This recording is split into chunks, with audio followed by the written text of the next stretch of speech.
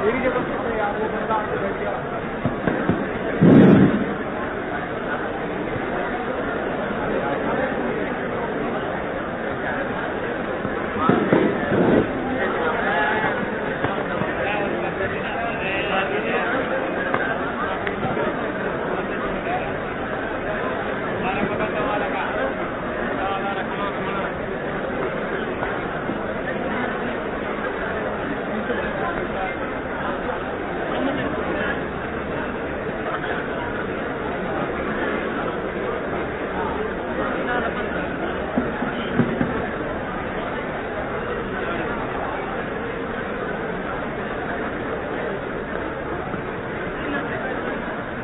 بھائی اب خاموش ہو جائیں, بیٹھ جائیں.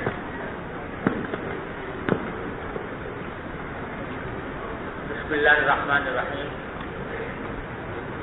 الحمدللہ رب العالمین والصلاۃ والسلام علی رسولہ الکریم وعلی آلہ واصحابہ اجمعین. اما بعد. باب قول اللہ سبحانہ وتعالی واللہ خلقکم وما تعملون انا کل شیء خلقناہ بقدر. یہ باب امام بخاری رحمۃ اللہ علیہ نے قائم کیا ہے معتزلہ کی تردید کے لیے. جیسا کہ پہلے بھی گزر چکا ہے, معتزلہ اس بات پہ قائل تھے کہ انسان خود اپنے اعمال کا خالق ہے اور صرف کسب نہیں بلکہ خلق بھی انسان ہی کرتا ہے اپنے اعمال. جبکہ اہل سنت کا عقیدہ یہ ہے کہ انسان کے اعمال کا خالق بھی اللہ تبارک و تعالی ہے. بندے کا کام صرف کسب کرنا ہے, لیکن فعل کا خلق اللہ جل جلالہ ہی فرماتے ہیں. امام بخاری رحمۃ اللہ علیہ نے یہاں اس ترجمۃ الباب میں معتزلہ کے خلاف 2 آیتوں سے استدلال کیا ہے. ایک واللہ خلقکم وما تعملون, جس میں وما تعملون جو ہے یہ معطوف ہے خلقکم پر, مفعول بہ اس کا کم ہے اور اس کے اوپر معطوف ہے وما تعملون, جس کے معنی یہ کہ اللہ تعالیٰ نے تم کو بھی پیدا کیا اور جو کچھ تم عمل کرتے ہو اس کو بھی پیدا کیا. اس آیت کے جو 2 تفسیریں ہیں, اس ایک تفسیر کے مطابق مراد یہ ہے کہ اللہ تعالیٰ نے تم کو بھی پیدا کیا ہے, تم جتنے بھی اعمال کرتے ہو ان اعمال کا خلق بھی اللہ تبارک و تعالیٰ فرماتے ہیں. تو یہ اس لحاظ سے یہ آیت کریمہ صریح ہے اہل سنت کے مسلک کے. اور معتزلہ اس کی دوسری طرح تفسیر کرتے ہیں, وہ کہتے ہیں کہ وما تعملون میں ما جو ہے یہ پہلی تعویل کے مطابق ما جو تھا وہ مصدریہ تھا, ما تعملون یعنی اعمال ہے. اور معتزلہ کہتے ہیں کہ ما موصولہ ہے ما تعملون, اور اس سے اشارہ ہے ان بتوں کی طرف کہ جن کو وہ لوگ خود اپنے ہاتھوں سے بناتے تھے اور پھر ان کی پوجا کرتے تھے. تو واللہ خلقکم وما تعملون کے معنی یہ ہوئے کہ اللہ تعالیٰ نے تم کو بھی پیدا کیا, جو کچھ تم بناتے ہو یہ بت جو بناتے ہو ان کو بھی اللہ تعالیٰ نے پیدا کیا ہے, یہ خدا بننے کے لائق نہیں. بہرحال دونوں تفسیریں آیت کی گئی. اور دوسرا استدلال امام بخاری رحمۃ اللہ علیہ نے انا کل شیء خلقناہ بقدر سے کیا ہے کہ اس میں باری تعالیٰ نے فرمایا کہ ہم نے ہر چیز کو پیدا کیا, کل شیء, اور شیء کے عموم میں انسان کے اعمال و افعال بھی داخل ہیں, لہذا ان اعمال و افعال کا خالق بھی اللہ تعالیٰ ہوا. آگے فرمایا وَيُقَالُ لِلْمُصَوِّرِينَ أَحْيُوا مَا خَلَقْتُمْ. یہ حدیث پہلے بھی گزر گئی اور آگے بھی امام بخاری نے اسی کی طرف اشارہ کیا ہے کہ نبی کریم صلی اللہ علیہ وسلم فرمایا کہ جو لوگ تصویر بناتے ہیں تو ان سے قیامت کے دن یہ کہا جائے گا کہ جو کچھ تم نے پیدا کیا اس کو زندہ کرو. یہ حدیث جو ہے یہ بعض اوقات معتزلہ اپنی تائید میں پیش کرتے ہیں کہ دیکھو یہاں انسان کی بنائی ہوئی تصویر کو ما خلقتم سے تعبیر کیا گیا, جس سے معلوم ہوا کہ اللہ تعالیٰ نے اس کے خلق کا ذکر فرمایا کہ بندے نے خلق کیا. لیکن امام بخاری یہاں پر جو لا رہے ہیں وہ یہ فرما کر لا رہے ہیں کہ در حقیقت یہ جو جملہ ہے یہ طنز ہے, تحکم ہے، طنز ہے کہ تم جس چیز کو سمجھ رہے تھے کہ تمہارے خیال میں تم نے پیدا کی ہے، یہ تصویر جو بنائی ہے یہ تم نے بنائی ہے، تو اس سے یہ تم اس کو زندہ کرو، اب اس کو روح کو تو یہ طنز ہے، اور طنز کے اندر حقیقت مراد نہیں ہوتی. لہذا خلق کے معنی یہ نہیں ہے کہ وہ واقعتاً خالق تھے اس کے، بلکہ ان کے طنز کے طور پر کہا جا رہا ہے کہ جس چیز کو تم سمجھ رہے تھے، تمہارے الزام کے مطابق جو چیز تم نے خلق کی تھی، اب اس کو زندہ کرو. ان ربکم اللہ الذی خلق السماوات والارض فی ستۃ ایام ثم استوى على العرش یغشی اللیل النہار یطلبه حثیثا والشمس والقمر والنجوم مسخرات بامرہ الا له الخلق والامر. یہ آیت کریمہ پھر لا رہے ہیں کہ خلق جتنا بھی کچھ ہے، لہ الخلق، تقدیم و محق و تاخیر فائدہ حصر کا دے رہی ہے، تو اسی کے لیے ہے خلق، یعنی وہی ہے خالق ہر چیز کا. کوئی چیز ایسی نہیں ہے جو اس کے شان خلق سے باہر ہو. ایک تو اس سے اس طرف اشارہ کیا ہے، اور دوسری طرف اس سے استدلال معتزلہ کے خلاف قرآن کریم کے غیر مخلوق ہونے پر بھی، کلام الہی کے غیر مخلوق ہونے پر بھی، کیونکہ خلق اور امر دو چیزیں اللہ تعالیٰ نے ذکر فرمائی اور ایک کو دوسری پر معطوف کیا، تو معلوم ہوا خلق اور چیز ہے اور امر اور چیز ہے. امر جو ہے وہ عبارت ہے اللہ تعالیٰ کے کلام سے، سمجھے نا؟ تو اللہ تعالیٰ نے عالم خلق کو الگ ذکر کیا اور عالم امر کو الگ ذکر کیا، اور دونوں کو ایک دوسرے پر معطوف کیا، اور عطف دلالت کرتا ہے مغایرت کا. تو معلوم ہوا خلق جو ہے وہ مغایر ہے امر کے، اور امر جو ہے وہ کلام الہی امر ہے، لہذا وہ خلق نہیں، خلق میں داخل نہیں، وہ اللہ تعالیٰ کی صفت ہے جو اسی کے ذات کے ساتھ قائم ہے. بات سمجھ میں آ گئی؟ تبارک اللہ رب العالمین. قال ابن عیینہ بین اللہ الخلق من الامر. یہ وہی بات کہہ رہے ہیں کہ سفیان بن عیینہ کہتے ہیں کہ اللہ تعالیٰ نے ممتاز کیا ہے خلق کو امر سے، لقوله الا له الخلق والامر. وسمى النبی صلی اللہ علیہ وسلم ایمان عملا، اور نبی کریم صلی اللہ علیہ وسلم نے ایمان کو بھی عمل قرار دیا. جیسے کہ حضرت ابو ہریرہ کی روایت ہے کہ نبی کریم صلی اللہ علیہ وسلم سے پوچھا گیا، وہ ابو ہریرہ سے سئل نبی صلی اللہ علیہ وسلم ای الاعمال افضل؟ قال ایمان باللہ وجہاد فی سبیلہ. تو ای الاعمال پہ تو عمل اعمال میں ایمان کو بھی داخل کیا. جب ایمان کو داخل کیا تو یہ بھی کسب ہے بندے کا، وہ خلق نہیں ہے. وقال جزاء بما كانوا يعملون. وقال وفد عبد القيس للنبي صلى الله عليه وسلم مرنا بالجمله من الامر ان عملنا بها دخلنا الجنه، فامرهم بالايمان بالله والشهاده واقام الصلاه وايتاء الزكاه فجعل ذلك كله عملا. وبالسند المتصل منا عن الامام الحافظ بحجه امير المؤمنين في الحديث ابي عبد الله البخاري رحمه الله تعالى قال حدثنا عبد الله بن عبد الوهاب قال حدثنا عبد الوهاب قال حدثنا ایوب عن ابی قلابة والقاسم التمیمی عن زہدم قال كان بين هذا الحج من جرم وبين الاشعريين بد ورقاء فكنا عند ابي موسى الاشعري رضي الله تعالى عنه فقرب اليه طعام فيه لحم دجاج وعنده رجل من بني تيم الله كانه من الموالي فدعاه اليه فقال اني رايته ياكل شيئا فقبضته فحلفت الله اكله فقال هلم فلاحدثك عن ذلك انی اتیت النبی صلی اللہ علیہ وسلم فی نفر من الاشعریین نستحمله فقال والله لا احملكم وما عندي ما احملكم. فأتي النبي صلى الله عليه وسلم بنهب ابل فسأل عنا فقال اين النفر الاشعريون فامر له بخمس زوج غر الذرع ثم انطلقنا. قلنا ما صنعنا؟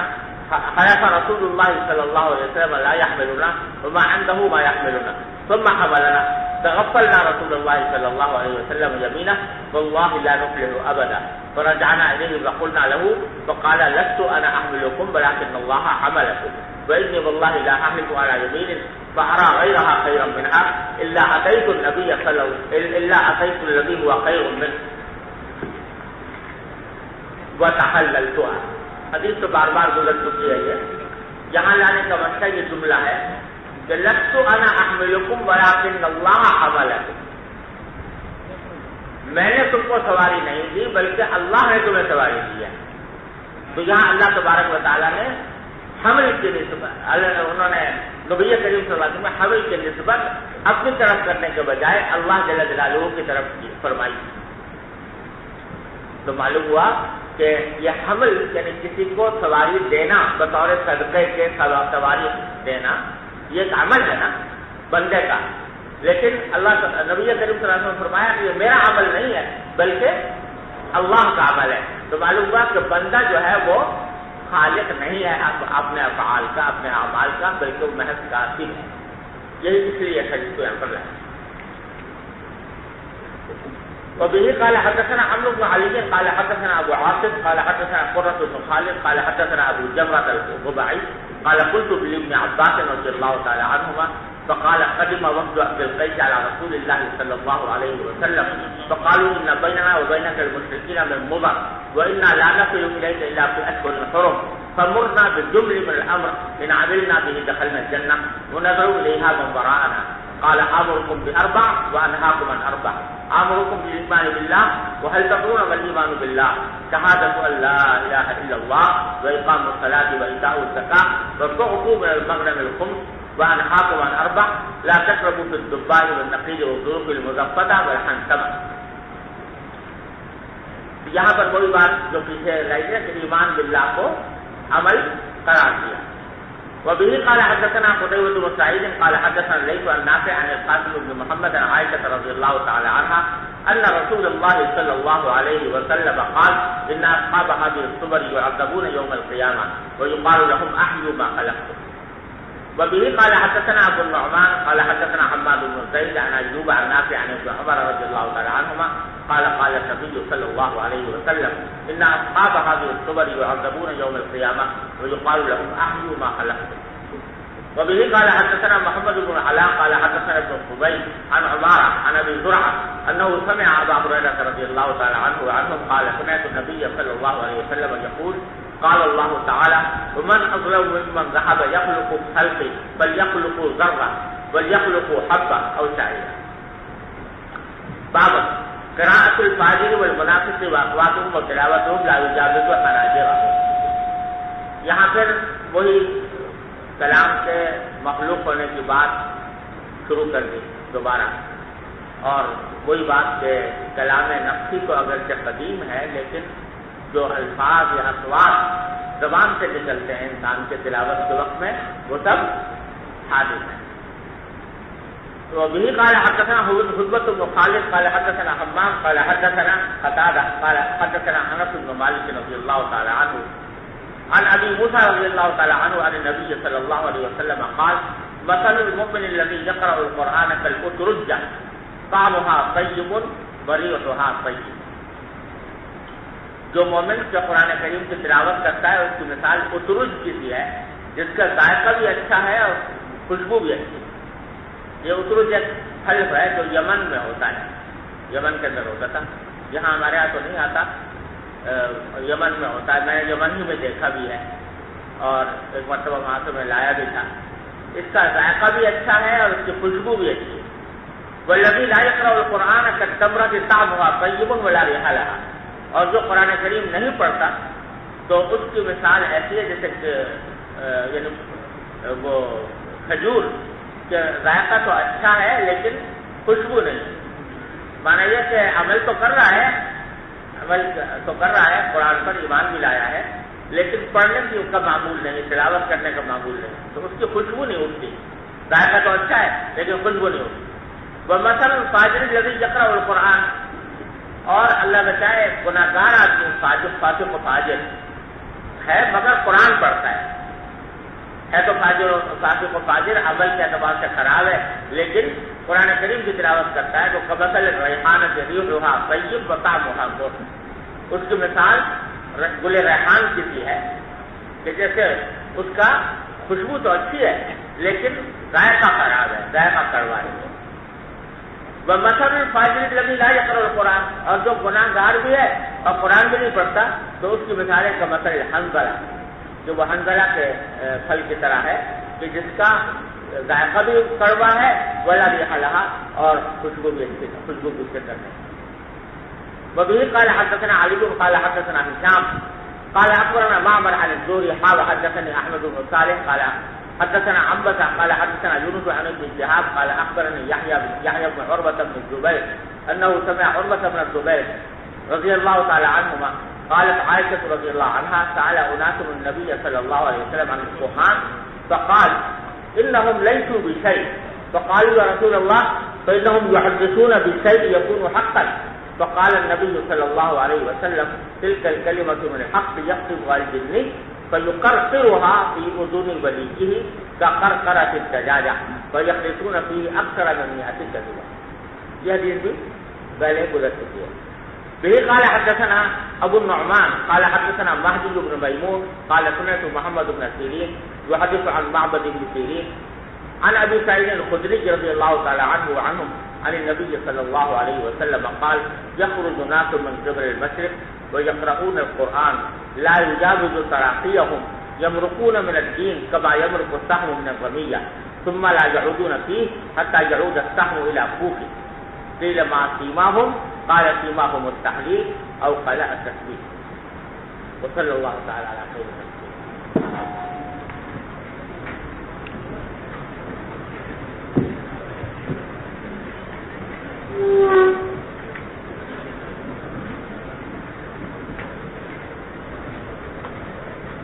اللہ تبارک و تعالیٰ کا فضل و کرم ہے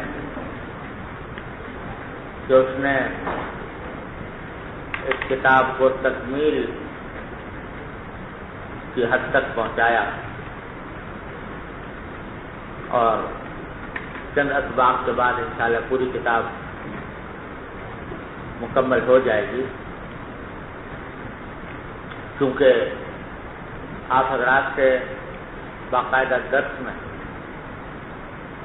یہ ملاقات کا آخری موقع ہے اور معلوم نہیں کہ اس کے بعد کون کہاں رہتا ہے کہاں جاتا ہے اور پھر ملاقات ہو یا نہ ہو. تو چند گزارشات آپ سے کرنی ہے. سب سے پہلے تو یہ بات کہ تقریباً سال بھر آپ حضرات کے ساتھ گزرا. اگرچہ اب طلبہ کی تعداد ماشاءاللہ اتنی ہونے لگی ہے کہ اب چہروں سے بھی پہچاننا مشکل ہوتا ہے کہ یہ ہمارے جماعت کے طالب علم ہیں, دور حدیث کے طالب علم ہیں. پہلے تو نام بھی یاد ہوتے تھے, صورتیں بھی یاد ہوتی تھیں. پھر نام یاد نہ رہے کم از کم صورت سے سمجھ میں آ جاتا تھا کہ ہاں یہ ساتھی ہمارے ساتھ پڑھا ہوا ہے.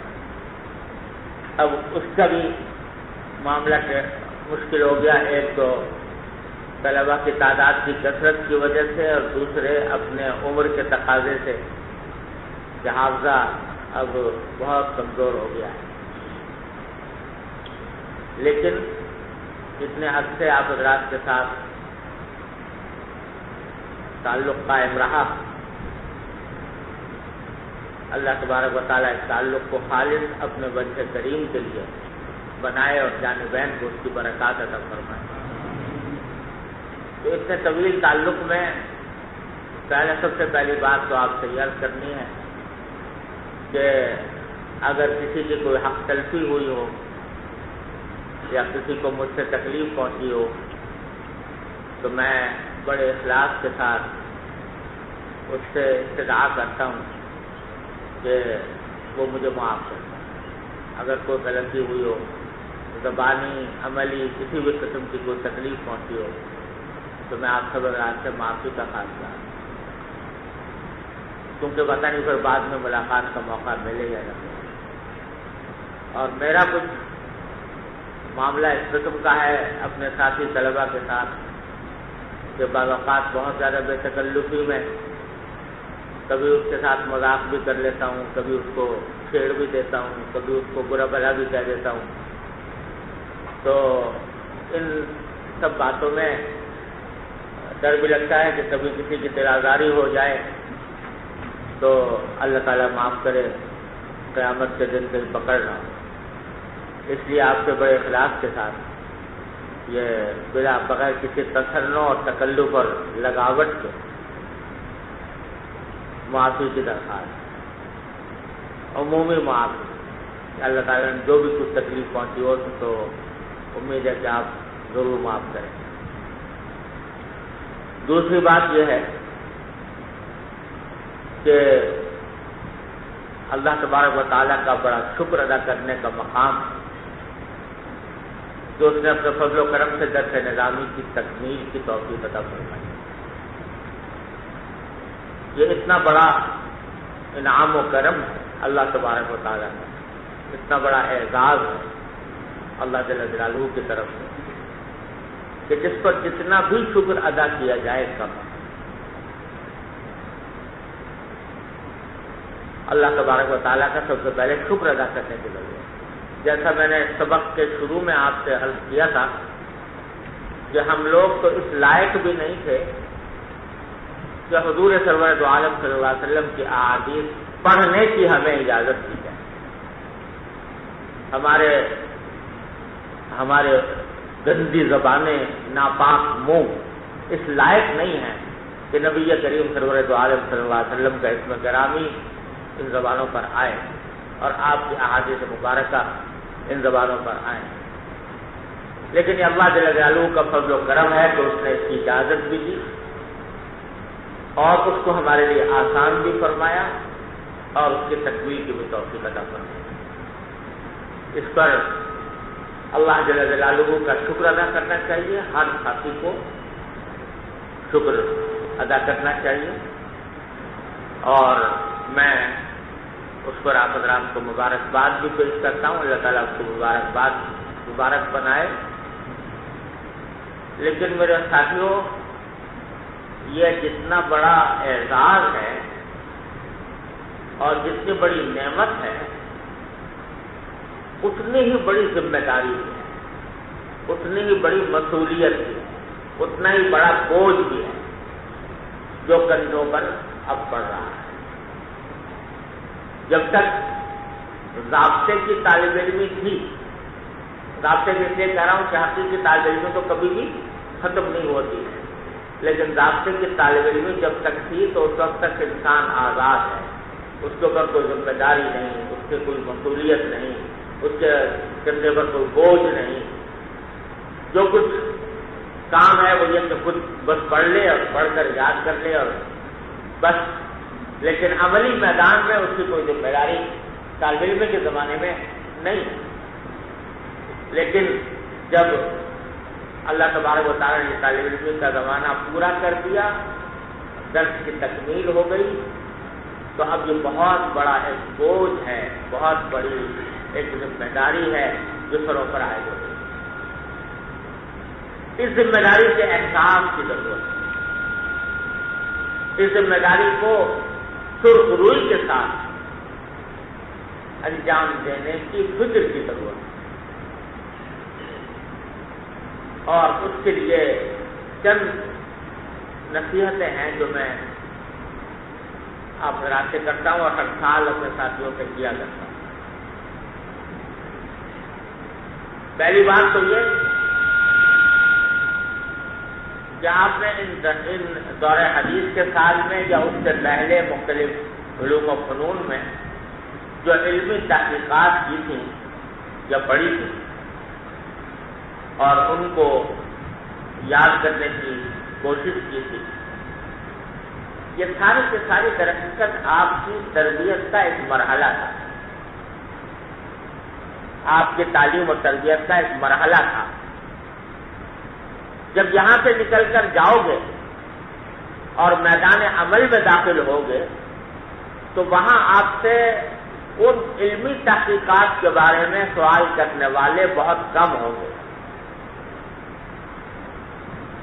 یعنی جب تم جس وطن سے اٹھ کر آئے ہو وہاں واپس جاؤ گے، وہاں کے مسلمانوں سے، عوام سے رابطہ ہوگا، تو آپ سے کوئی یہ نہیں پوچھے گا کہ ایمان بسیط ہے یا مرکب ہے، آپ سے کوئی اس لیے تحقیق نہیں معلوم کرے گا کہ ایمان زیادتی اور نقصان کو قبول کرتا ہے یا نہیں کرتا، آپ سے کوئی یہ نہیں پوچھے گا کہ اعمال کا خالق اللہ تعالیٰ ہے یا بندہ ہے، اور کلام الہی مخلوق ہے یا غیر مخلوق ہے۔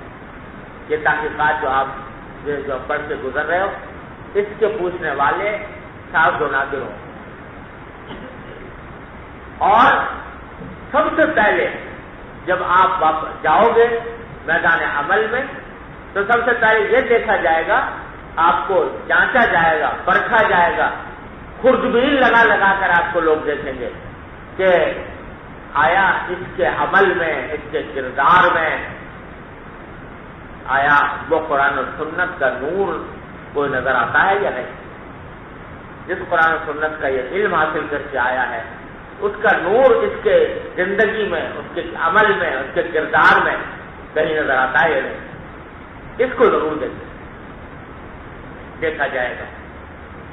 اور یہ صرف دنیا کی بات نہیں، آخرت میں بھی جب اللہ جل جلالہ کی بارگاہ میں پیشی ہوگی تو وہاں پر بھی آپ سے ایمان کے زیادہ تو نقصان کا مسئلہ نہیں پوچھا جائے گا، وہاں آپ سے یہ مسائل نہیں پوچھے جائیں گے کہ حیات النبی کیا ہوتا ہے اور سماع موتا ثابت ہے یا نہیں ہے، یہ مسئلہ حشر نشر میں بھی نہیں پوچھا جائے گا۔ لیکن پوچھا یہ ضرور جائے گا کہ جن جو فرائض تم نے پڑھے تھے آیا ان کو بجا لائے کہ نہیں، جن گناہوں کے بارے میں کہا گیا تھا ان گناہوں سے بچے کہ نہیں۔ اگر جھوٹ بولنا ایک ایسی چیز تھی کہ جس کے لیے عالم بننے کی ضرورت نہیں، ہر عامی آدمی کو بھی معلوم ہے کہ جھوٹ بولنا حرام ہوتا ہے، آیا تمہاری زندگی میں جھوٹ ختم ہوا کہ نہیں، تمہاری زندگی سے غیبت ختم ہوئی کہ نہیں ہوئی، لوگوں کو تکلیف پہنچانا، دل آزاری کرنا، یہ قصہ ختم ہوا کہ نہیں ہوا، والدین کی خدمت، وہ وقت انسان بھی والدین جو پڑھا تھا تو والدین کی خدمت کا تم نے کتنا حق ادا کیا، کتنا نہیں کیا، یہ ضرور دیکھا جائے گا، قدم قدم پر تم کو جانچا اور پرکھا جائے گا۔ وہ والدین تمہارے یا بہن بھائی جنہوں نے تمہاری جدائی کو اس لیے برداشت کیا سال تک کہ ہمارا آدمی یہ علم دین سے بہرہ ہو کر آئے گا، علم دین کے زیور سے آراستہ ہو کر آئے گا، وہ اگر آپ وہاں پر پہنچیں اور جا کر آپ والدین کی خدمت میں کوتاہی کریں، والدین کے ساتھ ان کا سلوک میں کوتاہی کریں، اپنے اعزاء اقربا کے ساتھ سلوک میں کوتاہی کریں، اپنے دوستوں ملنے والوں کے ساتھ حقوق ان کے ادا نہ کریں، تو یہ انتہائی شرم کی بات ہوگی کہ علم دین حاصل کرنے کے بعد بھی آدمی کا کردار ویسا نہ ہوا جو قرآن و سنت چاہتے ہیں۔ تو عبادات میں، معاملات میں، معاشرت میں، اخلاق میں، ہر شعبہ زندگی میں آپ کی جو زندگی ہے وہ نمونہ ہونی چاہیے اس علم کی جو اللہ تعالیٰ نے آپ کو عطا فرمایا، قرآن و سنت کا ہے۔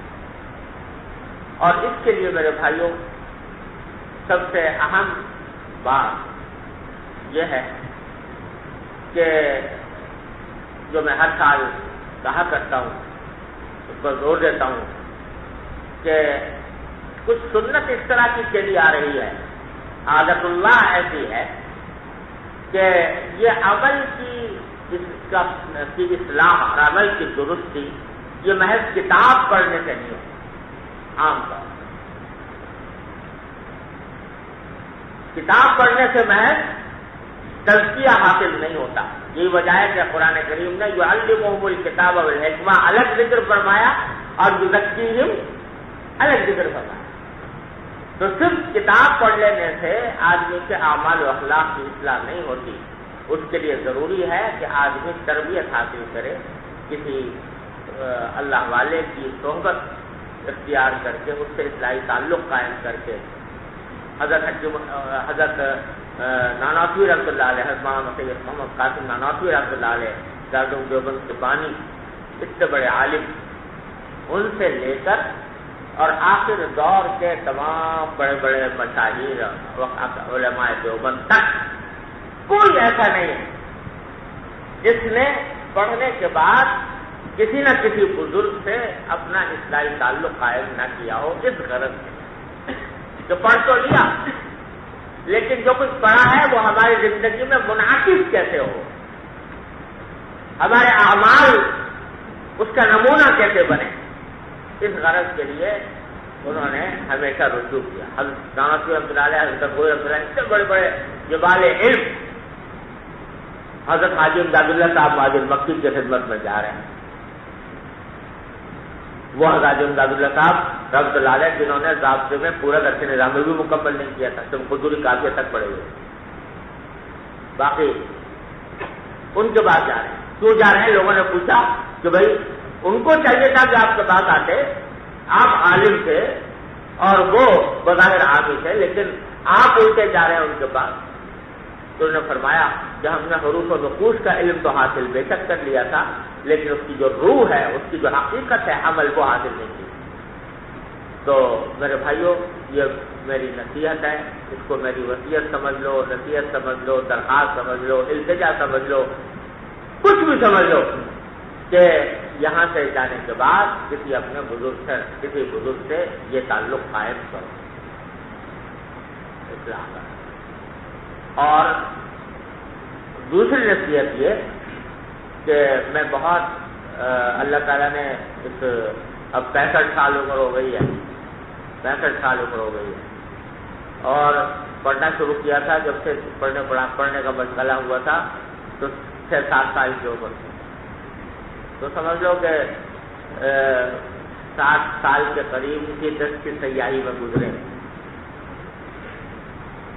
سب کچھ دیکھا ہے، پڑھا بھی ہے. اللہ نے دنیا بھی بہت دکھائی، مشرق سے لے کر مغرب تک کوئی قابل ذکر خطہ ایسا نہیں ہے جو اللہ نے دکھایا نہ ہو، وہاں کے لوگوں سے ملاقاتیں نہ کرائی، اور ان کے علم اور ان کے فضل کا مشاہدہ آنکھوں سے نہ کیا ہو.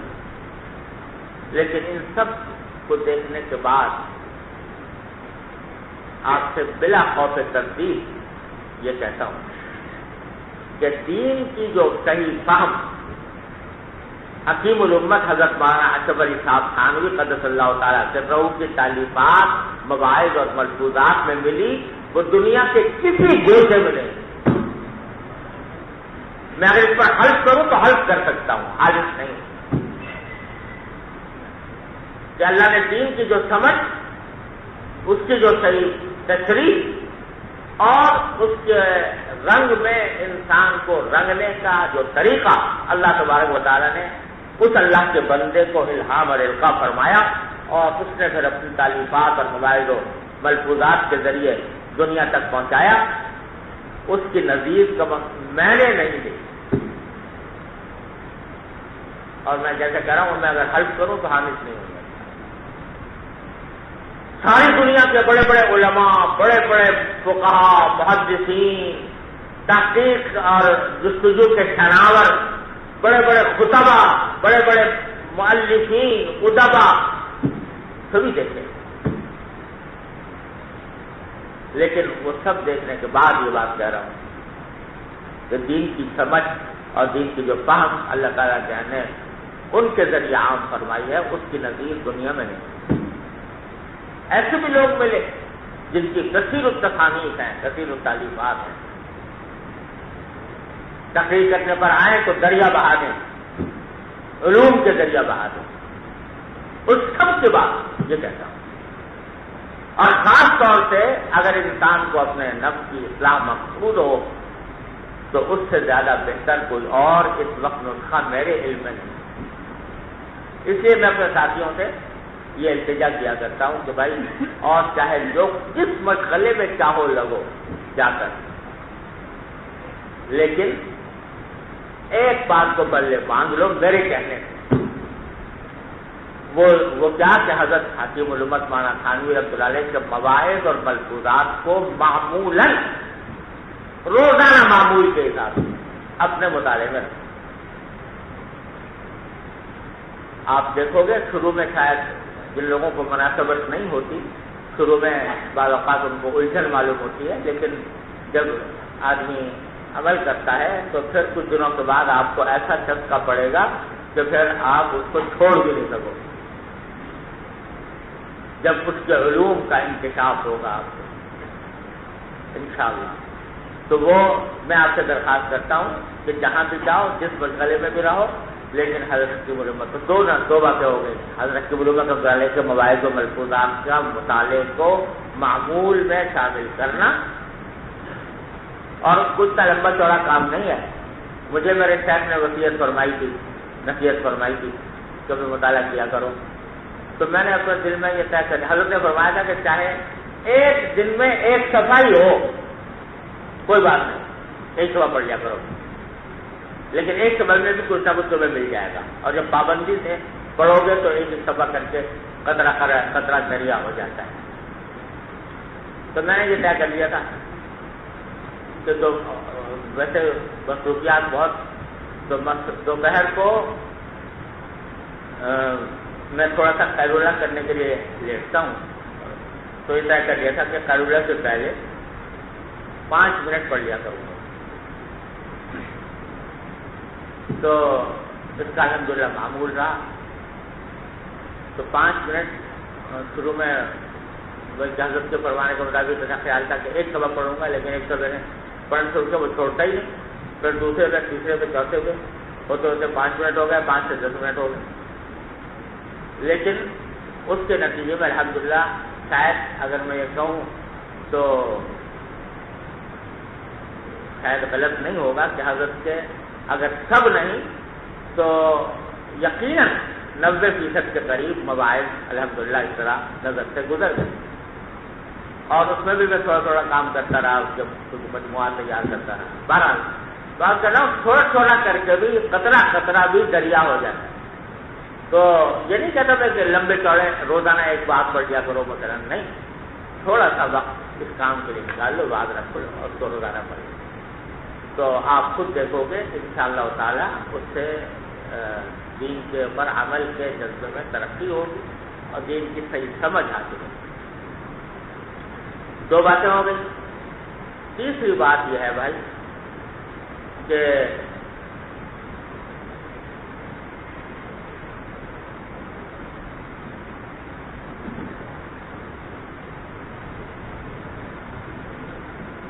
اپنے عمل کے لیے تو انسان کو پورا درس نظامی پڑھنے کی ضرورت بھی نہیں تھی.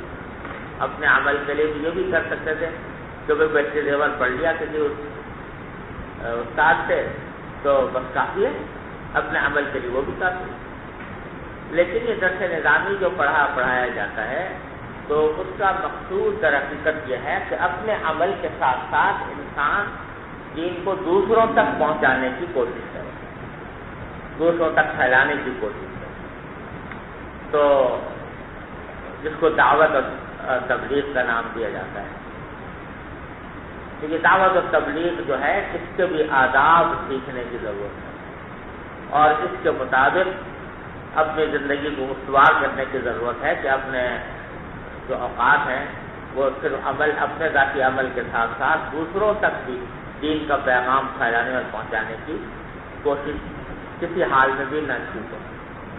جو حضرات ایسے ہیں جن کو کہیں تدریس کا، کہیں وعظ و خطابت کا موقع مل جائے تو وہ اس کو غنیمت سمجھیں، اور اگر اس کا نہ موقع ملے، چاہے کسی تجارتی میں لگنا پڑے بعد میں یا کسی اور ملازمت میں لگنا پڑے، لیکن کم از کم کسی جگہ قرآن کریم درس قرآن ہو، درس قرآن کا مشغلہ ہو، درس حدیث کا کوئی مشغلہ ہو، اس کو کبھی نہ چھوڑ. اور پیش نظر اللہیت ہو، اخلاص کے ساتھ دوسروں تک دین کی بات پہنچانا ہو. اپنی شہرت مقصود نہ ہو، حب جاہ مقصود نہ ہو، حب مال مقصود نہ ہو. یہ سب کر کے اس نقطۂ نظر سے کوئی مشغلہ ایسا کہ جس سے دعوت کا کام چلتا رہے، یہ اپنے ساتھ لازم سمجھو. اس کے بغیر سمجھو کہ درس نظام جو پڑھا تھا اس کا مقصد ہی حاصل نہیں اور اس کا طریقہ بھی. تیسری بات یہ. چوتھی بات یہ کہ اپنے آپ کو کبھی بھی فارغ التحصیل نہ سمجھو کہ بھائی بس فارغ ہو گئے، اب علم حاصل کرنے کی ضرورت نہیں، تکمیل تک پہنچ. ارے یہ تو داخلہ ہے، ابھی تو ہوا بھی نہیں لگی علم کی. ابھی تو صرف اتنا ہوا ہے کہ اگر علم حاصل کرنا چاہو گے تو انشاءاللہ آسانی ہو جائے. طالب علم تو اب شروع ہوئی ہے اپنی طرف. اور یہ طالب علم مرتے دم تک جانی چاہیے، من المہد من اللحد، کبھی ختم نہیں ہونی چاہیے۔ تو کبھی اپنے آپ کو کامل نہ سمجھو، کبھی اپنے آپ کو یہ نہ سمجھو کہ اب تحصیل ختم ہو گئی، بلکہ علم کی پیاس اور علم کی طلب آخر دم تک جاری رہنی چاہیے۔ اور بھائی آخری بات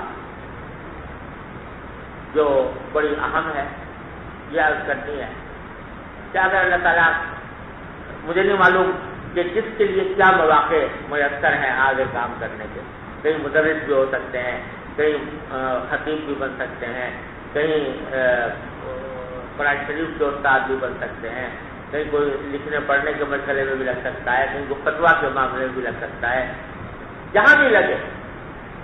اور بعض اوقات ایسا بھی ہوتا ہے، ایسے بھی ساتھی ہوتے ہیں کہ جن کو اس میں سے کسی کا موقع میسر نہیں آتا، والدین کی کیا حالات اور گھر کے حالات اجازت نہیں دیتے، تو وہ کسی تجارت اور زراعت میں بھی لگ جاتے ہیں، تو اس کو بھی کوئی عیب نہ سمجھے، اگر والدین کی اطاعت کے خاطر یہ کام کرنا پڑے تو کوئی عیب کی بات نہیں۔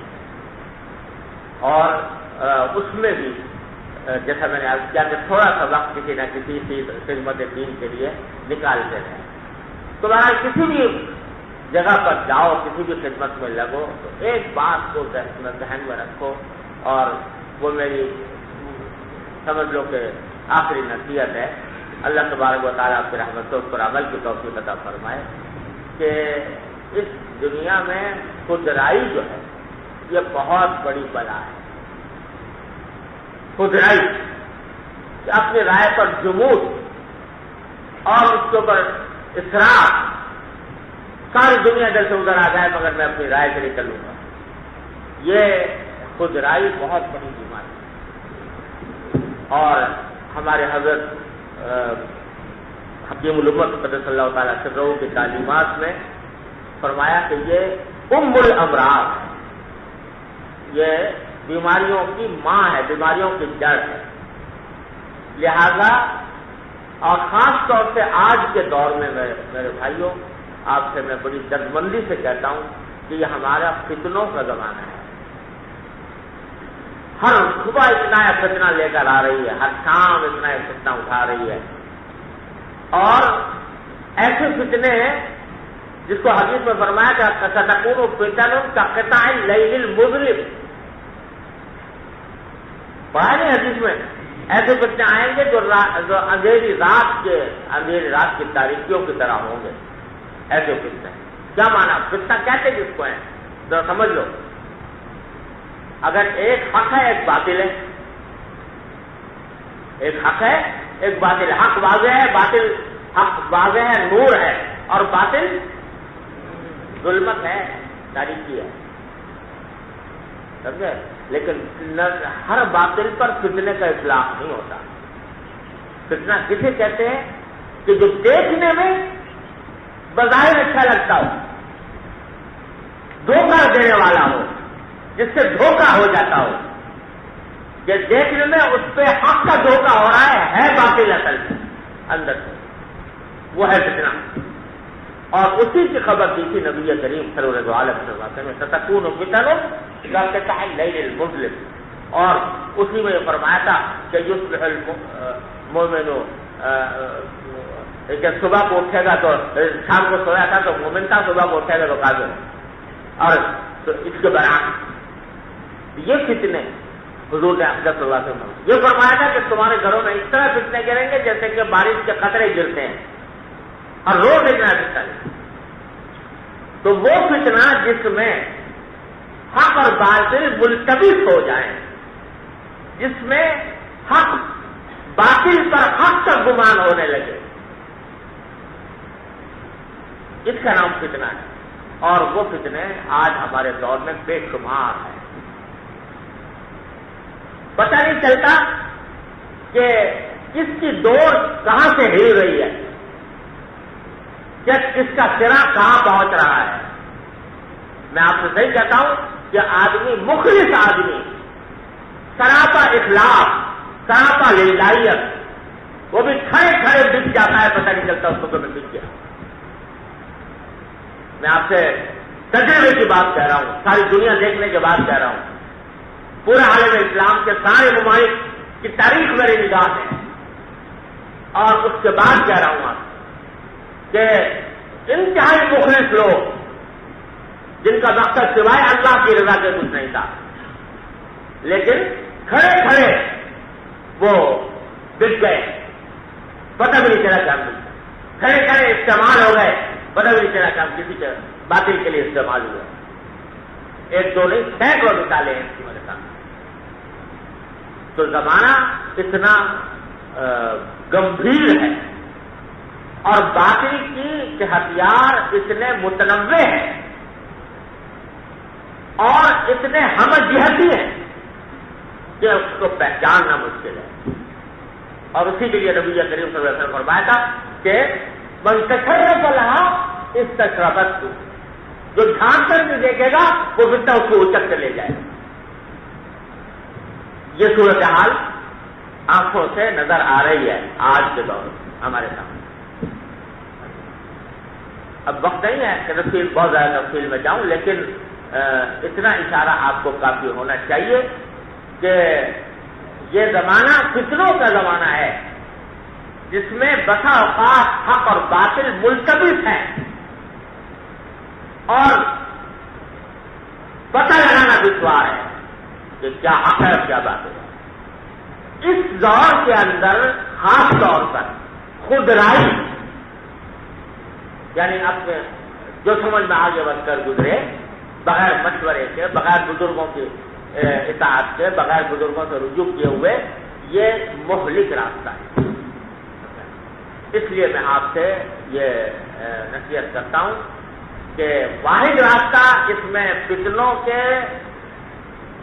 کے سے بچنے کا واحد راستہ یہ ہے کہ انسان پہلے یہ دیکھ لے اپنے جلد و پیش میں جس شخص کے اوپر اس کے علم پر، اس کے تقویٰ پر، اس کے اخلاق پر، اس کی اصابت رائے پر اعتماد ہو تو ہر کام اس سے پوچھ کے کرے. اور خودرائی سے نہ چلے. یہ کیونکہ جیسے میں نے عرض کیا خودرائی جو ہے ام الامراض ہے. بعض اوقات آدمی کو غلط راستے میں ڈال دیتی ہے، اخلاق کے ساتھ بھی ڈال دیتی ہے. تو خودرائی پر نہ چلو بلکہ اپنے کسی بڑے کو بڑا سمجھو اور اس کے مشورے کے بغیر کوئی کام نہ کرو. جو بھی کام کرنا ہو اس سے مشورے کرو. جیسے میں نے بیٹھ کر کسی نے اگر اسلامی تعلق قائم کیا ہے تو اس سے کرو. جب تک وہ نہیں ہے تو اپنے اساتذہ ہیں ان سے کرو، جن کو جب اساتذہ سے زیادہ مناسبت ہو، جن سے زیادہ اعتقاد ہو، ان سے رجوع کرو، ان کے کہنے پر عمل کرو تو انشاءاللہ محفوظ رہو. اور جہاں آدمی تنہا اپنے رائے سے چل کھڑا ہوتا ہے تو وہاں پر جا کر پتہ نہیں کہاں اس کو وہ رائے لے جائے. خاص طور سے اس دور میں جس میں کہ میں نے عرض کیا کہ کتنے متنوع ہیں، انواع و اقسام کے ہیں. ساری دنیا عالمی سیاست کا گورکھ جھنڈا اتنا پیچیدہ ہے تو اسے سمجھنا مشکل.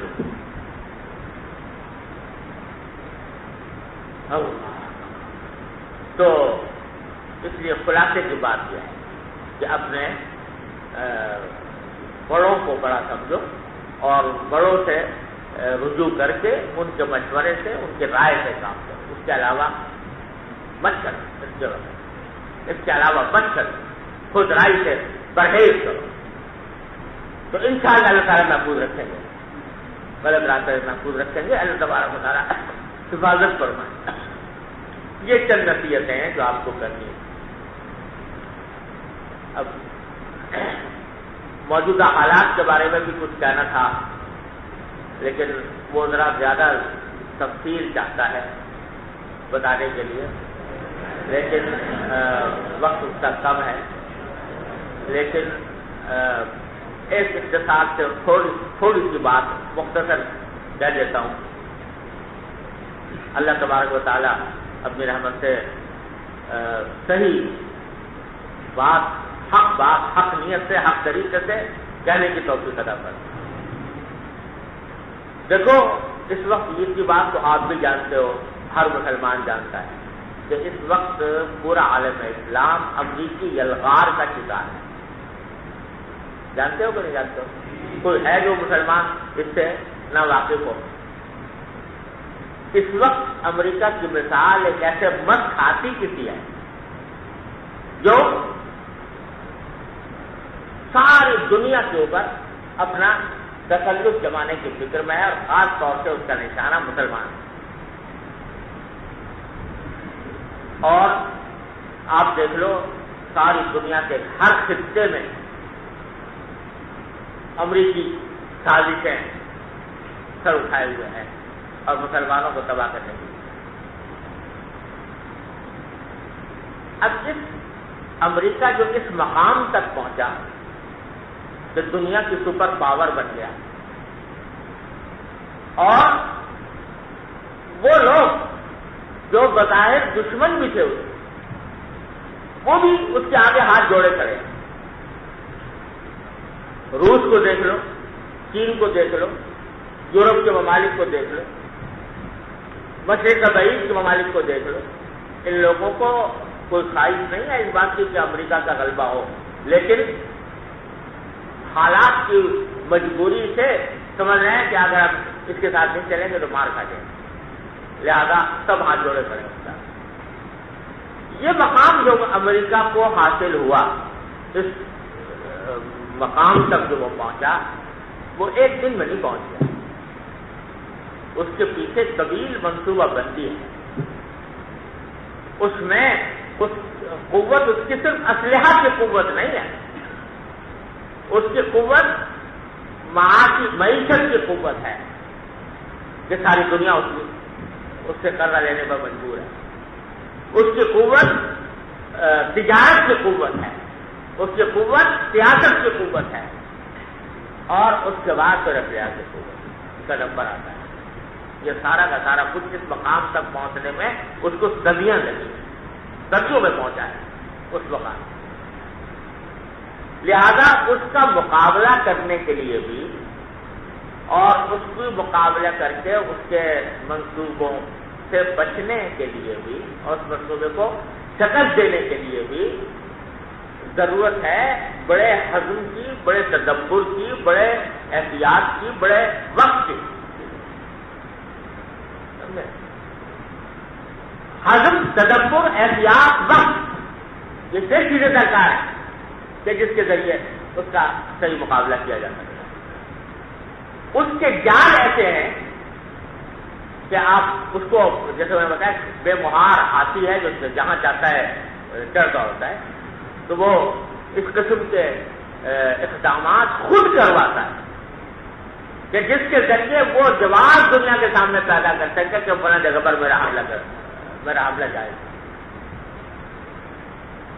یہ جو 11 ستمبر کا واقعہ ہے ٹریڈ سینٹر کا، آج تک رہا گیا کسی کوئی تحقیق نہیں کر پایا کہ کون تھا اس کا ذمہ دار.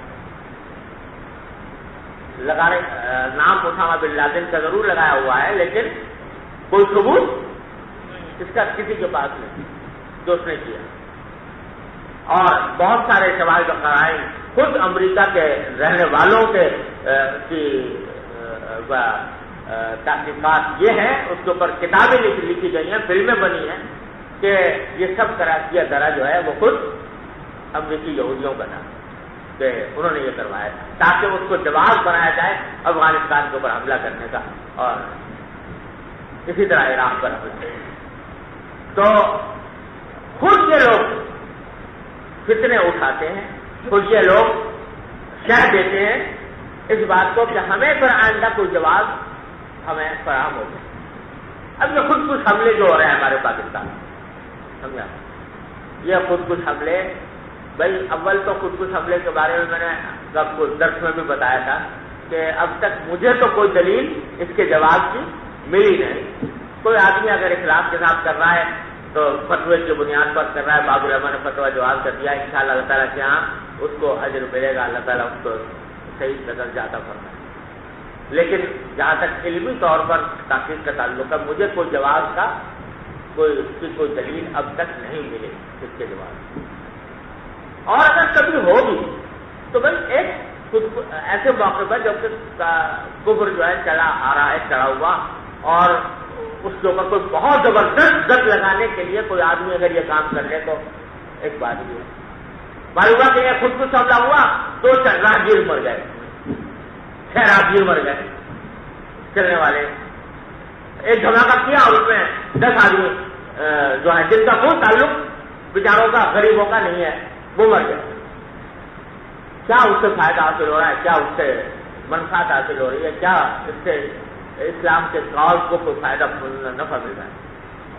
تو نہیں معلوم کہ کہاں سے یہ بات چل رہی ہے، کون اس کو اٹھا رہا ہے، کون اس کے پیچھے ہے۔ اس وقت کی موجودہ صورتحال میں بظاہر حالات میں لگتا ہے کہ یہ اس قسم کے کام وہ خود کرا اور اس لیے کرا رہے ہیں تاکہ ہمیں حملہ کرنے کا موقع دے۔ تو اب ایسے ماحول میں جہاں پر کہ سیاست اور بین الاقوامی سیاست اتنی گمبھیر اور پیچیدہ اور الجھی ہوئی ہو، پیچیدہ ہو، وہاں ذرا سی بات کے اوپر ذرا سے کسی نے نعرہ لگا دیا اور دوست بہادر کے پیچھے چل پڑے، سمجھا؟ یہ طریقہ جو ہے یہ ہمیں مار کھائے گا، یہ ہم مار کھا جائیں گے اگر ہم کسی نہج پر چلتے رہے گے، کسی نے بھی آواز لگا دی اور ہم دوست بہادر کے پیچھے چل پڑے، عواقب و نتائج سے بے خبر ہو گئے۔ تو یہ ہے وہ بات جو میں کہہ رہا تھا آپ کو کہ خودرائی سے بچو اور جو کام کرو بڑوں کی سرپرستی میں کرو، بڑوں کی رہنمائی میں کرو، ان سے مشورے کے ساتھ کرو، کیونکہ دیکھو جوان میں اور بوڑھے میں یہ فرق ہوتا ہے، سمجھے؟ جوان میں جوش زیادہ ہوتا ہے اور بوڑھے میں تجربہ اور ہوش زیادہ ہوتا ہے، سمجھا کہ نہیں؟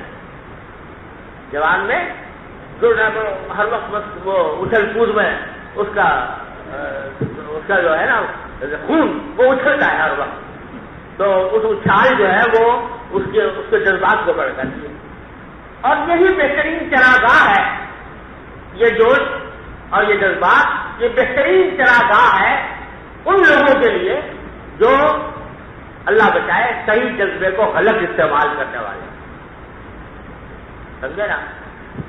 اگر اس کے ساتھ ہوش بھی مل جائے، تجربہ بھی مل جائے تو پھر توازن قائم ہوتا ہے۔ طرح ایک سمت کو لے کر بیٹھ جانے سے ہم بعض اوقات مار کھا جاتے ہیں اور کھاتے رہے ہیں۔ میں آپ کو کیا بتاؤں، مصر سے لے کر الجزائر تک سب کی تاریخ دیکھ لو، مصر میں کیا ہوا، شام میں کیا ہوا، عراق میں کیا ہوا، سوڈان میں کیا ہوا، الجزائر میں کیا ہوا، مراکش میں کیا ہوا، یہ سارے ممالک، ان سب ممالک کی آپ کو ایک ہی تاریخ ملے گی، سب میں ایک قدر مشترک نظر آئے گی، کیا کہ حالات کا جائزہ لیے بغیر، منصوبہ بندی کے بغیر، منصوبہ کو دیکھے بغیر کچھ جذباتی لوگوں نے جو ہے پرتشدد کارروائیاں شروع کر دی۔ مصر میں اخوان المسلمین نے شروع کر دی پرتشدد کارروائی، اور نتیجہ اس کا یہ ہوا کہ ان پرتشدد کارروائی اور قوت پوری تھی نہیں۔ دیکھو ایک کارروائی مسلح وہ ہوتی ہے کہ آدمی پہلے سے اس کے لیے تیاری کی ہے پوری، اور تیاری کر کے مسلح ہو کر مناسب اسلحہ اس کے لیے فراہم کیا، افرادی طاقت فراہم کی ہے، پھر کرے کوئی آدمی نہیں، بس تھوڑا سا وہ ہوا اور اپنے وہ اس کے خلاف کھڑے ہو گئے، پہلے شاہ فاروق کے خلاف، پھر جمال عبد الناصر کے خلاف۔ کیا ہوا کہ اس نے سارے اس کے نتیجے میں پورے جتنا مذہبی حلقہ تھا، ہمارا مذہبی طبقہ تھا، سب کو کچل دیا۔ اب جتنے مدرسے سے ختم ہو گئے، جتنی جماعتیں دین کا نام لینے والی تھی وہ بین کر دی گئی، ان پر پابندی لگا دی گئی، اور تنہا ایک جمال عبد الناصر اور اس کے خلفاء جو ہے وہ انہوں نے سیکولر نظام حکومت قائم کر دیا۔ کوئی آدمی دین کی آواز لگائے تو وہ اس کے اوپر پابندی لگا دی گئی اور اس کے راستے بند کر دی۔ مصر میں یعنی وہاں کے لوگ پاکستان کے اوپر رش کرتے ہیں اس معاملے میں کہ آپ کا مطلب کھل کے بات تو کر لیتے ہو، یہاں پر ہم یہاں کھل کے بات بھی نہیں کرتے. سارا قصہ ہی ختم ہو گیا، بساط ہی نہیں پڑی، نہ مدرسے رہے نہ تعلیم ہے. وہ جو پرانے قسم کے مدرسے تھے سب ختم، اور جو دین کا جو نام دیا جاتا تھا وہ سب ہوا ہو. آج تک یہ صورت آ رہی ہے. اب کیا ہے؟ علماء کون ہے؟ جو یونیورسٹیوں میں پڑھے ہوئے، یونیورسٹی کے ماحول میں کلیت الشریعہ کے اندر پڑھ کر جو فارغ ہو جاتے ہیں وہ علماء. وہ تو اللہ کا کرم ہے کہ اس میں بھی لوگ نکل آتے ہیں اس سے، لیکن انتظام سارا ایسا ہو گیا کہ اس کے نتیجے میں ساری بساط ہی نہیں پڑی. شام میں کیا ہوا؟ وہی صورتحال شام میں پیدا ہوئی، اور اس کے نتیجے میں تھوڑی تھوڑی جھڑپیں ہوئی. جھڑپیں ہونے کے بعد پر ملا کر پورے شام سے قتل عام علماء کا، قتل عام. اب کو نام لیوا ختم ہو گئے. اب تو اللہ کا شکر ہے کچھ دنوں سے پھر دوبارہ ذرا کچھ حرکت پیدا ہوئی ہے، ورنہ اس کے اوپر کم از کم 30 سال ایسے گزرے ہیں 30 شام کے علاقے پر کہ آدمی نام لینا نہیں لے سکتا تھا علم دین کا. جو باہر لوگ ہیں وہ ہجرت کر کے باہر سے رہتے تھے. الجزائر میں کیا ہوا کہ یہی صورت غالب آ گئی. حکومت یعنی اسلام لاگ جانے والوں کی حکومت آ گئی سیاسی طور پر، لیکن یہ کچھ جذباتی لوگوں نے وہ اسی قسم کی کارروائیاں شروع کر دی. خود کچھ حملے ہو رہے ہیں، دھماکے ہو رہے ہیں، یہ ہو رہا ہے وہ ہو رہا ہے، ہوتے ہوتے وہ ساری بساط سے پڑی. سیکولر حکومت ہے، اب کوئی نام بھی نہیں لے سکتا. تو اس لیے یہ جنگ جو ہے یہ جنگ بہت حکمت سے لڑنی ہے. یہ میچ جوش میں آ کر کوئی ایسا ہے جیسے کوئی ایک مرد ہاتھی پھر رہا ہو تمہارے سامنے، اس کو کھا رہا ہے، اس کو کھا رہا ہے، اس کو قتل کر رہا ہے، اور تم تم نے جا کے کہا کہ یہ مت ہاتھی پھر رہا ہے، اس کا علاج کروں، اور دو تین پتھر لے کے اس کے قریب جا کے تم نے اس کو مارنے شروع کر دیا. 2-3 پتھر سمجھے اس بس ہاتھی کو، تو کیا ہوگا انجام؟ وہ 2-3 پتھر اس کا تو کچھ بگاڑیں گے نہیں، اور تم اپنی جان سے آتے ہو بیٹھو گے. اس کا علاج تو یہ ہے کہ جس مست ہاتھی کو قابو میں کرنے کے لیے کوئی تدبیر کا طریقہ اختیار کیا جائے، اس کے لیے کوئی اور منصوبہ بندی کی جائے. تو اپنے آپ کو افراد قوت کو تباہ کر کے، اور یہ انہی کا مقصد حاصل ہوگا بلاخر، انہی کو فائدہ پہنچے گا بلاخر.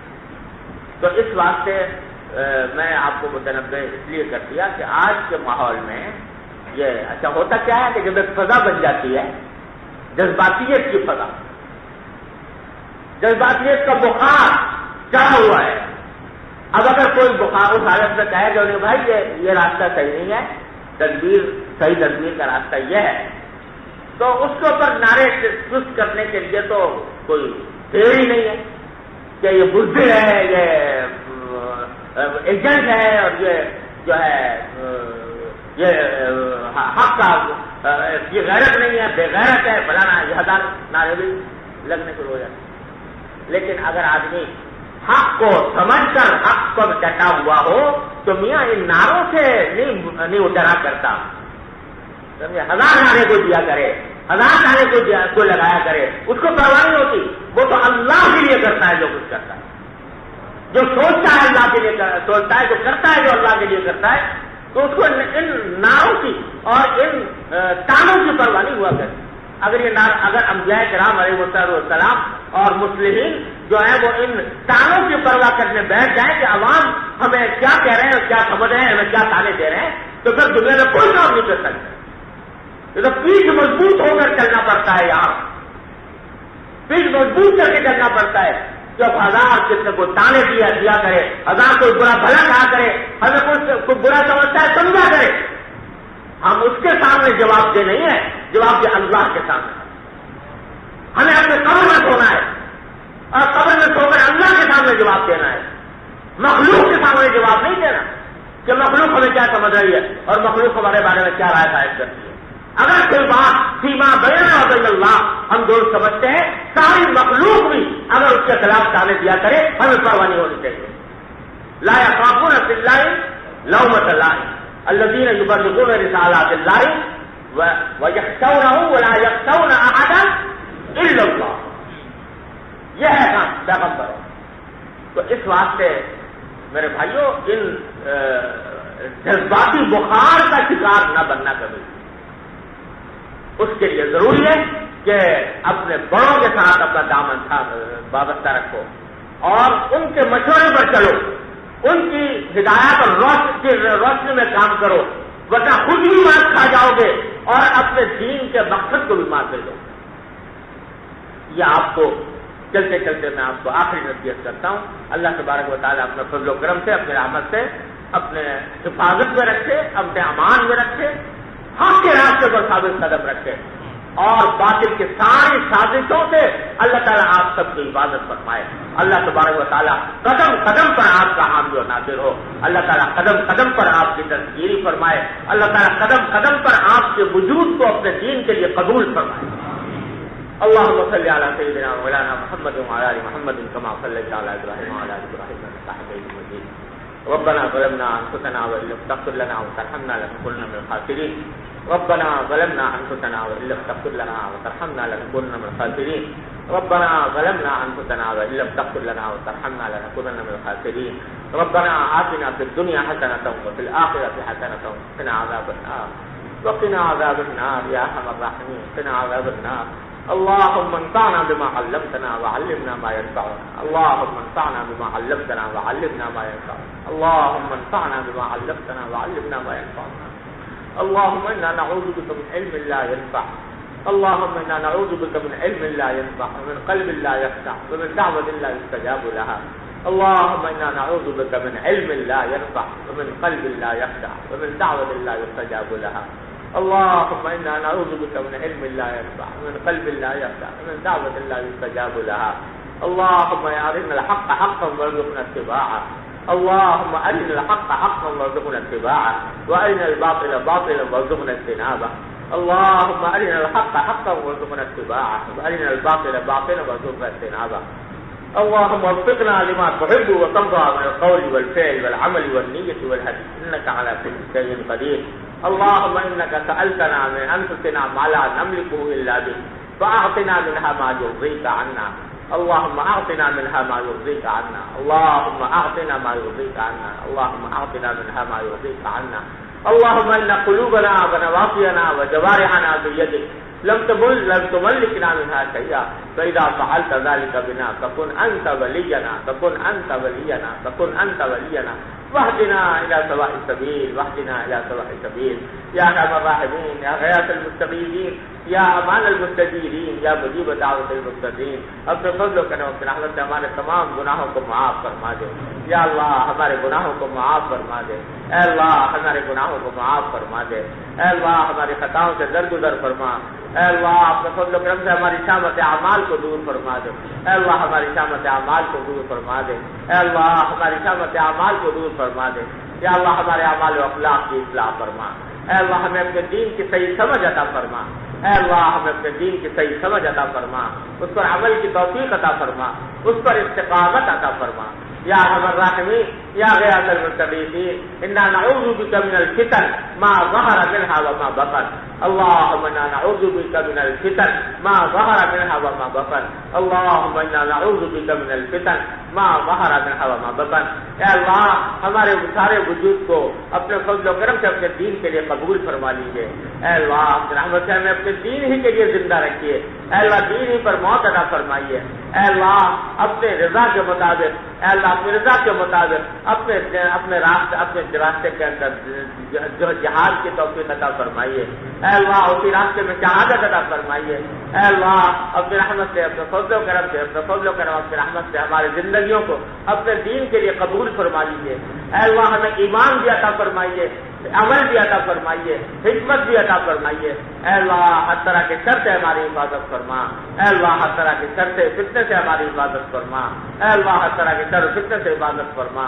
اے اللہ ہم نے ہمارے اس جو طلبہ ایک سال فارغ التحصیل ہو رہے ہیں یا اللہ جو درس نازل کی تکمیل کر رہے ہیں اے اللہ سب کو اپنے دین کے لیے قبول فرما لیجیے، ان کو علم نافع عمل صالح عطا فرمائیے، اے اللہ ان کو رزق واسع حلال طیب عطا فرمائیے، اے اللہ ان کو اپنے فضل و کرم سے اپنے دین کے لیے قبول فرما لیجیے، اے اللہ ان کی زندگیوں کو بھی قبول فرما لیجیے، اے اللہ ان کے موت کو بھی اپنے دین کے لیے قبول فرما لیجیے، اے اللہ ہر طرح اپنی رحمت سے اپنے دین کا سچا خادم ہم سب کو بنا دیجیے، اے اللہ اپنی رضا کے مطابق، اے اللہ اپنی رضا کے مطابق اے اللہ کام کرنے کی توفیق عطا فرمائیے، اے اللہ اپنے حب جاہ کے فتنوں سے، حب مال کے فتنوں سے اے اللہ ہماری حفاظت فرمائیے، اے اللہ جو کچھ پڑھا ہے اس پر عمل کی توفیق عطا فرمائیے، اس کی تبلیغ اور دعوت کی توفیق عطا فرمائیے، اے اللہ دشمنوں کے سر سے حفاظت فرما، اے اللہ عالم اسلام کے اوپر یا اللہ اس کو دشمنوں کو جو نرغا ہے اپنے فضل و کرم سے اس سے نکال دیجیے، اے اللہ ہمیں قوت عطا فرمائیے، ہمیں ہمت عطا فرمائیے، ہمیں حوصلہ عطا فرمائیے، ہمیں صحیح تدبیر عطا فرمائیے، اے اللہ ہمیں صحیح تدبیر ہمارے دلوں پر القاء فرمائیے، اے اللہ اسی تدبیر پر عمل کی توفیق عطا فرمائیے، ارے اللہ اس کو نتیجہ خیز بھی بنا دیجیے، اے اللہ جن لوگوں نے جو لوگ یا اللہ آپ کے دین کے لیے جس جگہ پر بھی جد و جہد میں مصروف ہے اے اللہ اس کی جد و جہد کو صحیح رخ پر ڈال دیجیے، اس کو برکت عطا فرمائیے، اس کو قبول فرما لیجیے، اس کو نتیجہ خیز بنا دیجیے، اے اللہ یا ارحم الراحمین یا غیاث المستغیثین یا امان المستجیرین یا مجیب دعوت المضطرین ہماری تمام ظاہری اور باطن بیماریوں کو دور فرما دیجیے، اے اللہ ساری ظاہری اور باطن بیماریوں کو اپنے فضل و کرم سے دور فرما دیجیے، اللهم انا نسألك من خير ما سألك من عبدك ونبيك محمد صلى الله عليه وسلم ونعوذ بك من شر ما استعاذك من عبدك ونبيك محمد صلى الله عليه وسلم ربنا تقبل منا انك انت السميع العليم وتب علينا انك انت التواب الرحيم وصلى الله تعالى على خير خلقه محمد وآله وصحبه اجمعين آمين برحمتك يا رب۔